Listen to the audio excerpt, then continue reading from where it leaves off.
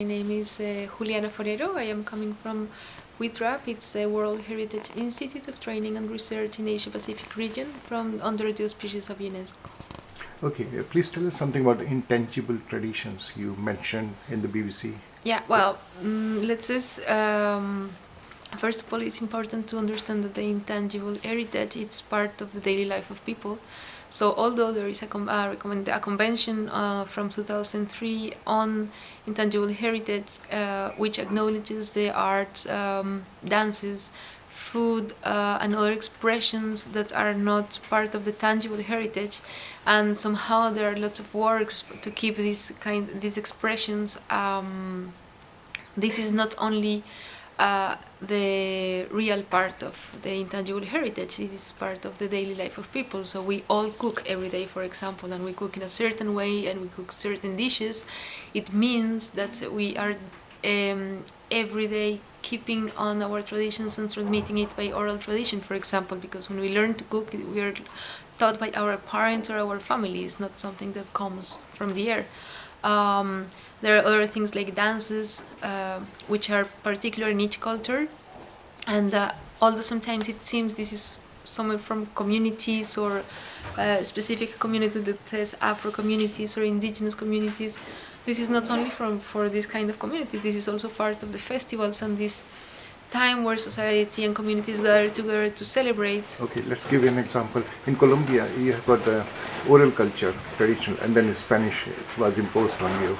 So are you trying to revive the original oral culture? Yeah, well, this is very complex. It's not only about Aboriginal culture or Spanish culture. Let's say there is a mix. It's been 500 years. So we have now a mix. We have people that came from Africa. They brought Africans as slaves. So we have Afro-American people. Then we have indigenous. We have 46 communities. So, you know, there is not like indigenous and they are not all the same. They have different expressions, cultural expressions. Then we have the mix between Spanish and Afro-American, Spanish with indigenous, and everything until now we are like a big mix of different ethnicities and different origins. So yes, there are some things that we kept from the colonization times, but actually... For example, what have you kept? Or if you are reviving it? Let's say from... Well, the language, you know, they taught us Spanish, and this is the official language in Colombia, for example, and we don't really keep other Aboriginal languages. Some indigenous communities, they have it. So what we have, there are like national programs on ethno-education. So wherever you have indigenous communities, the high school, they have to teach the original language of the community to the kids, as well as Spanish, because this is like the official language in Colombia. But the constitution acknowledges there are other languages apart from Spanish. But in terms of food, for example, or music, we have lots of things that are coming from the indigenous, and we kept until now.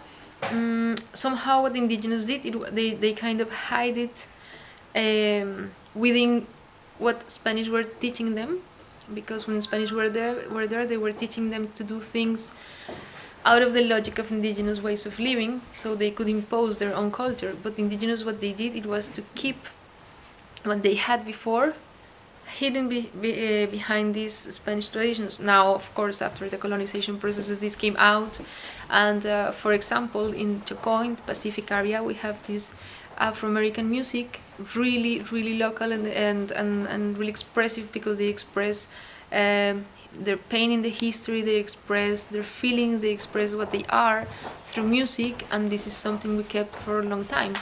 And you mentioned yesterday in the BBC that there are a lot of challenges, things get lost because of natural and human-made disasters, you know, like earthquake in Italy. Yeah. It destroyed a lot of... Yeah, well, it was Donna, it was not me, but what was that about? It was that heritage has to risk the natural damages, but also the human action damages, which are the ones we cannot predict, because the natural disasters we can somehow predict, or we know how to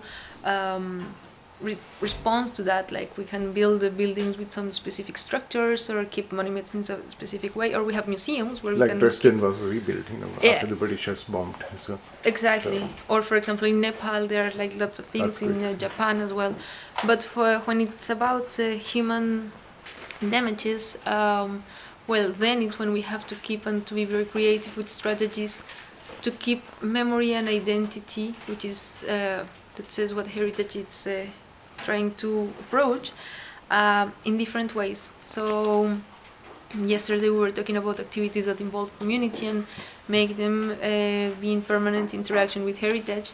And in this summit, have you spoken here? You read a paper or something? Yeah, we had a workshop on cultural development and heritage. So we're trying to place heritage in the context of development. So what are your proposals? How will you go about it? On the workshop, or yeah, well, what we were saying basically is that we have to.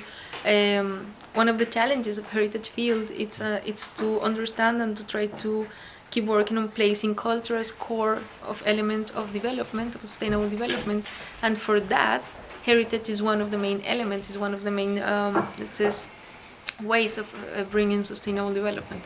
For example, when you go back to traditional ways of doing things, you're actually keeping something for the future. You don't depend on the technology that we have nowadays and the cost of it, but you depend more on the knowledge, and it has been there for different communities for a long time. So heritage allowed governments to recognize their own way of development and the things they really need according to the context they have, according to the communities they have.